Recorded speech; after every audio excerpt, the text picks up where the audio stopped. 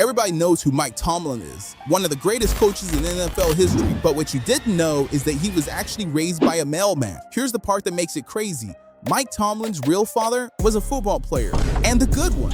In the 1968 draft, the Baltimore Colts took Ed Tomlin with pick 270. He'd been a star at the Hampton Institute, led the team in scoring 3 straight years. There was actually a bidding war for him. The Colts wanted him badly, and so did Montreal. So if your dad's an NFL draft pick, you've got it made, right? Ed signed with Montreal, played 8 games, then he blew out his ankle. Done. He never played a single down in the NFL. And worse than that, he was barely around. Ed and Mike's mom split when Mike was 10 months old. 10 months. The kid grew up carrying his father's last name and barely knowing the man, a stranger he almost never saw. So who raised him? His name was Leslie Copeland. He delivered the mail, United States Postal Service. Mike grew up in Hampton, Virginia, in a little 3-bedroom house. His mom, Julia, his stepdad, Leslie, his big brother, Eddie. Felt he'll have the latitude to. Nobody in that house had ever set foot in an NFL building. A mailman got him up for school.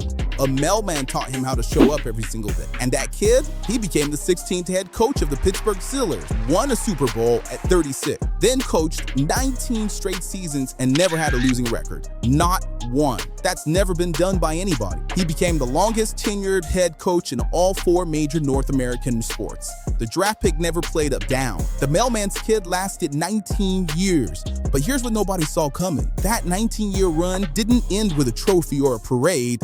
It ended with his own fans in his own building screaming his name, and they weren't cheering. The Pittsburgh Steelers are about winning championships, and Mike Tomlin hasn't won one in a very, very long time. How a guy who never lost ended up getting chased out of town. That's part 3. Subscribe so you don't miss it.